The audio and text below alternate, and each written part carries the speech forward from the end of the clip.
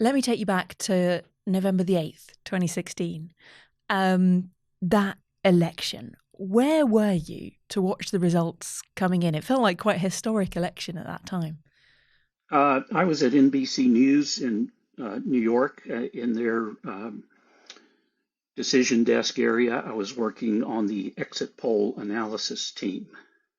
And describe that atmosphere, because when an exit poll comes out, it's that really tense moment, isn't it? When everyone in the newsroom is waiting for those numbers to pop up on screen. What's it like for you on the other end of that? We'd been looking at the exit polls through the evening, and it was, as you know, it was a very close election. Ultimately, Hillary Clinton did get more votes than Donald Trump. But on a state-by-state basis, it was quite clear that it was going to be a very tight race, and potentially was not going to go the way that people expected. But it took many hours, and so this was a sort of slow-rolling process where the realization dawned that people's expectations, based to a large degree on polling, were not going to be met, and that Donald Trump was in fact going to be elected, and Hillary Clinton was not. When did you realize that the polling maybe wasn't what people thought the result was going to be? Well, you saw some of the hints in some of the early counting states that where Clinton might have had a hope that she was going to be able to prevail, Florida and places like that. But really, it was the Midwestern states that ultimately tipped it over. And, the counting in those, particularly places like Wisconsin, where it was expected that she was going to be, to not have a close race. It was clear in early counting that she was in trouble compared with the expectations that the polls had set up. And what was your reaction as a pollster, as someone who cares about this data, when the results weren't perhaps what people thought they would be before the election? Well, I've been doing this a long time, and we know that polling serves many functions in a democratic society. It's a way for people to express their views and be on an equal footing with each other. It doesn't depend on how wealthy you are or even how articulate you are. Your voice is the same as everybody else's. But really, elections are the one time that polling can be shown to be accurate or not. And when it's not accurate, even if the errors are relatively small, a few percentage points, it undermines credibility in the whole exercise. And that undermining of faith in polling, I think all of us in the business knew was going to be a serious thing for us to deal with. And in fact, it was. And the same thing, of course, happened in 2020. And so the polling profession has had to struggle with getting people to trust us to believe that polling can be a force for good in democracy, because for so long we have relied on polling and being accurate in elections to say, look, we did well in this setting where you have an outcome that you can judge. So trust us in all of the other places where we provide information about what the public thinks. This might sound rude, but coming from someone who doesn't work in polling, what does it matter if the public's trust in these numbers, in these surveys is undermined? Well, we try to be the interpreter of the people's voice to those in power. And here I'm not talking about elections specifically, although elections are an important piece of this. But we try to be one way, not the only way, but one way in which public opinion is manifested. And it is a way in which the public's voice comes through without the biases that are built into other forms of participation. Even voting in the United States is something that, in good elections, only a little over half of the public. 2020 was an exception where we had a remarkably high turnout, but most elections are decided with 55% of people turning out, which means that it's not fully representative of the public.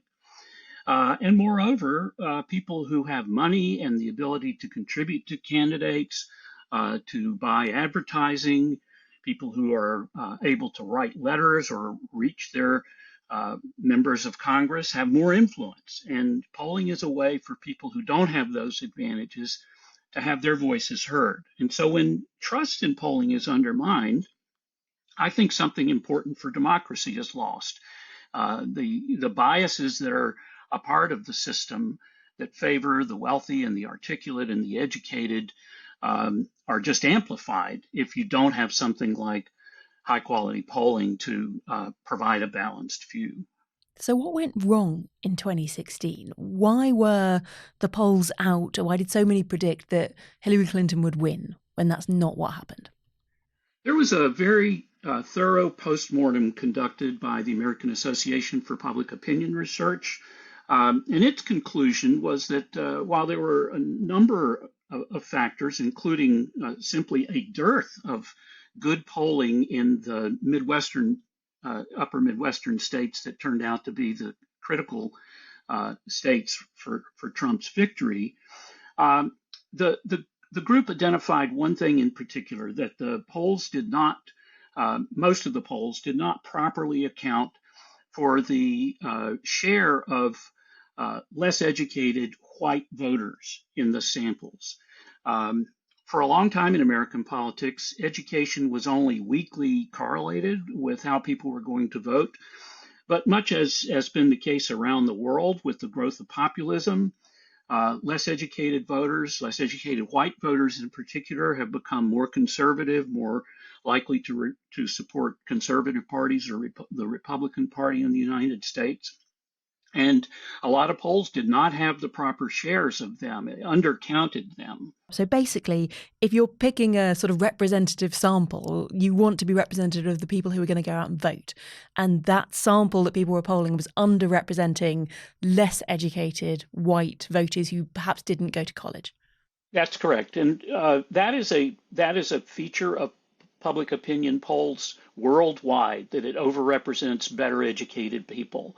But that had not been a fatal flaw for American election polls until 2016. So the postmortem study emphasized that point. And fortunately, pollsters did correct that after 2016. But unfortunately, there was another factor which seems more intractable, and that's something that's concerning pollsters now, and that is it just seems that some of Donald Trump's supporters are simply resistant to being polled, more resistant than the average person, more resistant than Democratic supporters. And that was true in 2016, we believe, and it was also true in 2020. It's harder to prove because you don't know who you're not getting, but it may be related to things like lack of trust in institutions. So the institutions conducting public opinion polls, news organizations and the like, are the kinds of things that Trump himself has said, they're biased against me, don't cooperate with them. And when something like that happens, it's very difficult for polls to figure out really what they're missing. When you say people are resistant to being polled, does that mean they're not filling out the survey, they're not picking up the phone, or does it mean they're perhaps not being honest about who they're going to vote for?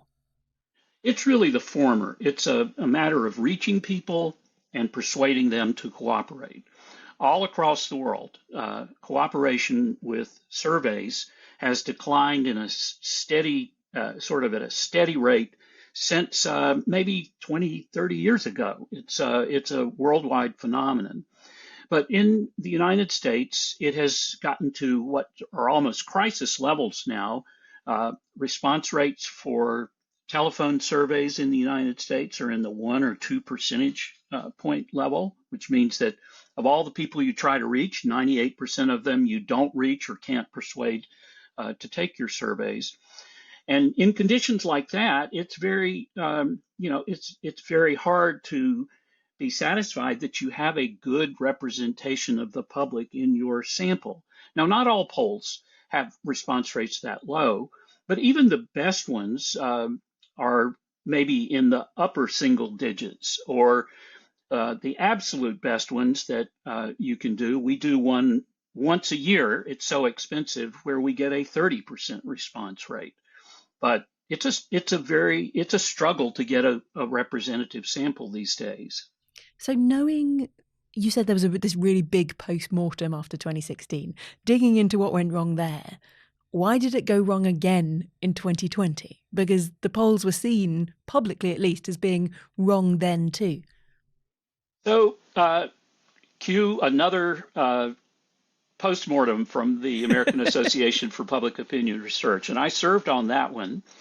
And we proceeded in what I think you would describe as a very Sherlockian way to work through all of the possible explanations, including the possibility that people who were interviewed were not honest about who they were supporting, and a number of other possible explanations, including whether samples didn't get enough low-educated white people. And we rejected all of those. And so in a line that was, I guess, attributed to Sherlock, I don't know if he ever said it in the novels, but that once you have eliminated all of the possibilities, whatever remains must be true. And what remained was that Donald Trump supporters were just less likely to want to participate in the polls, and we don't have a good way to adjust for that. We don't know how extensive it is, so we can't just take his existing supporters and say, well, we'll count them more, because we wouldn't know how much to change the results to account for that. And we don't know how many of them there are, so we just don't know how big the problem is. So if we know that Donald Trump is pretty unique, his supporters perhaps not wanting to be polled, that we know that things have happened each time, that the polls haven't quite lined up with the election results, how do we know that this time around the polls are anywhere close to being accurate?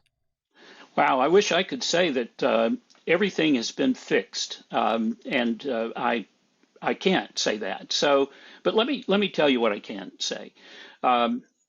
After two very bad elections, 2016 and 2020, and I should add, but after a couple of pretty good elections for polling, 2018, when U.S. elections have their it's the bye years, and a third of the Senate is up, all of the House of Representatives is up. Most of the states have gubernatorial elections in those years. The polling was quite good in 2022. In fact, it was very good, probably the best it's been in an off year.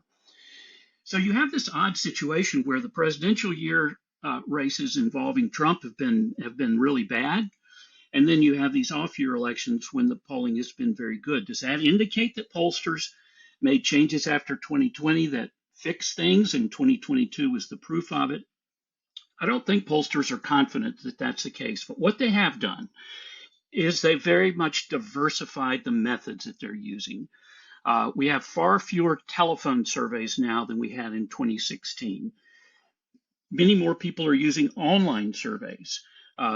Methods vary between what are called opt-in online surveys, where people volunteer to be in a panel to be surveyed, to probability-based panels, where we reach out to people, recruit a sample of them, and then they take surveys.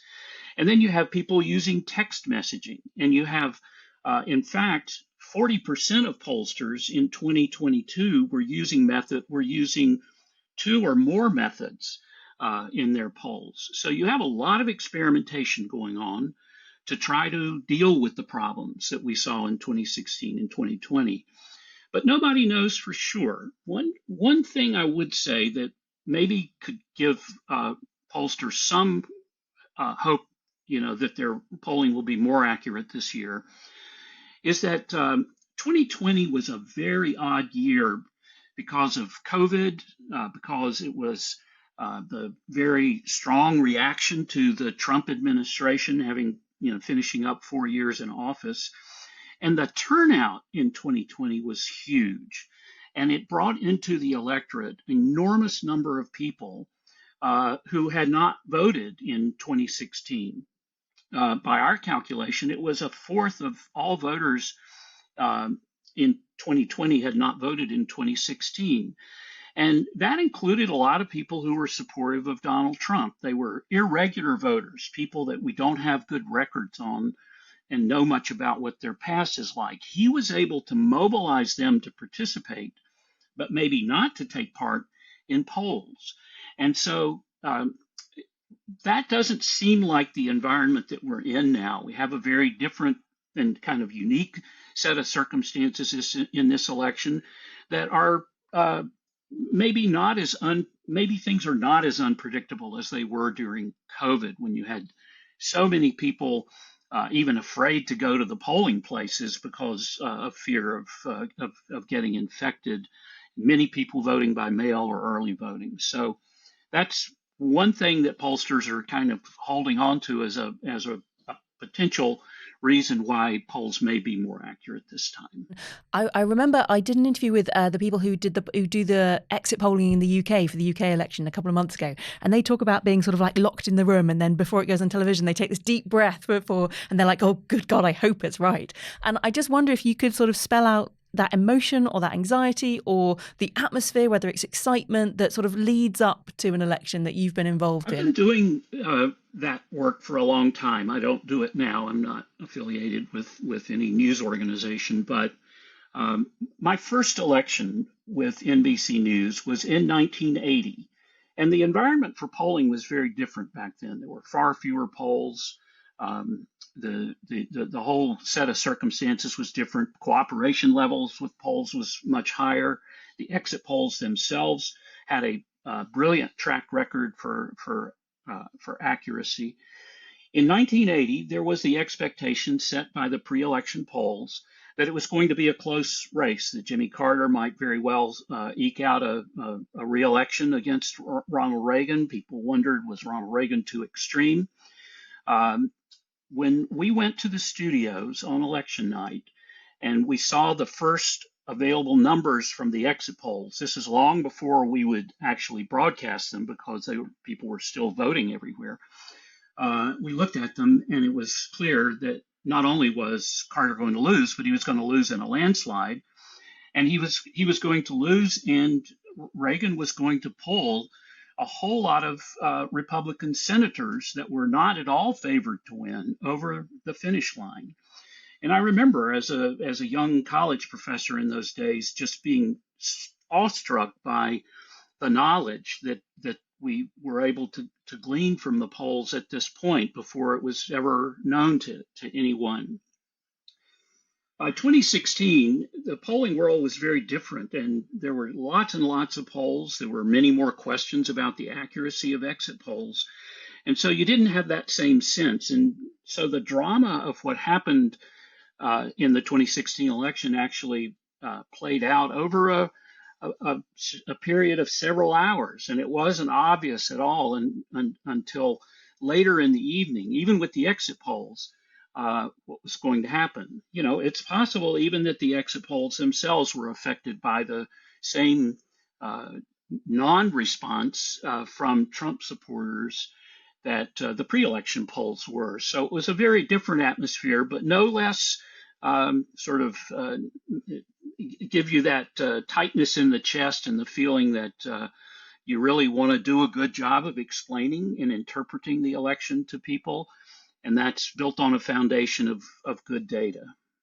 I think that sort of explanation of having basically the election results, knowing that there's a seismic change in your country coming before the country knows, must be astonishing, really.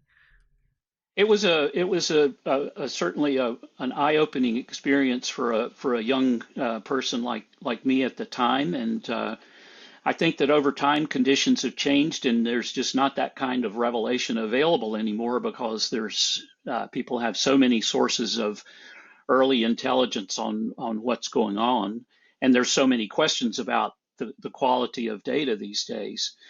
But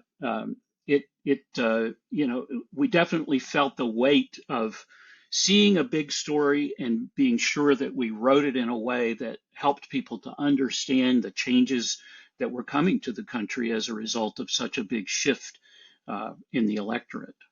Just for people in the UK who might not have seen that NBC Election Night coverage, what is it like? Can you sort of paint me a picture of the studio or the atmosphere or that desk that you're on and your job there? The decision desk area is in a large room within the studios at NBC News in Rockefeller Plaza, and there are two teams of people. One team is a group of individuals who are the race callers, the people who look at both the exit polls, and the vote count as it's coming in, and come to a judgment about whether a particular state is going to go for one candidate or the other. And they have very complicated statistical models built based on past experience that help them to make a prediction that when all of the vote is counted, that one candidate or the other will prevail. And that process, of course, is a very competitive one among the networks that, even though they may be relying on much of the same data, there's still some competitive pressure to be first. But there's also a tremendous ethic in the business to not be first at the expense of being, wrong. And so there's double checking and triple checking and so forth. And the decision desk team is one group, but the other group is the exit poll analysis team. And that's the one that I worked on for many years. And we get the polls beginning in the afternoon, and we look at them the same way we would look at a pre-election poll, but this is actual interviews with voters. And we try to understand, well, what are we seeing here? Are we seeing things that are surprising to us based on the pre-election poll? Are we seeing interesting storylines developing that we might not have anticipated? In fact, are we seeing what we expected in terms of levels of support among the different groups in the population? Are young people as supportive of the Democrats as they had been in the past? How about African Americans or Hispanics? And so we begin to craft stories. And there are a number of stories that we can write that we can put out before the polls close because they don't bear on the question of who's likely to win or not. But the networks do have a strong ethic now to not report on the vote in a state where the polls are still open. They can talk about the attitudes of the voters, but they don't report on the vote itself. And so that's one of the rules that we try to follow while still providing useful and interesting information about the electorate. You describe this as basically competitive live statistics with the entire country Yes. watching. Yes. That sounds incredibly stressful. It is stressful simply because the volume of what's going into your workstation is so huge. You're talking about polls from multiple states, the national poll that is conducted at the same time, which is an attempt to give a view of the entire country and how it breaks down. Even though the swing states are the ones that are critical to the victory or defeat of the candidates, there's interest in knowing what is the mood of the country as a whole. And so you have this huge amount of data pouring in. And for the decision desk people, once the polls have closed in a state, they have the polling data, but they also have the vote count data, and it's coming in. So we're multitasking. We're trying to do lots of things at the same time. We may be writing scripts for people who are going to be on the air. We may be writing blog posts for a website. How that works has evolved over time as television has changed, as the internet came into play, and more of the content that news organizations produce is put on the internet. Where are you watching this year's election? Because you don't have to do that anymore. The competitive live statistics is off. Are you sitting back with a beer? What's the plan? Yes, I will be in my easy chair with an iPad on my lap and my cell phone in my hand and the TV on. And Perfect. And I might go to bed early. Who knows?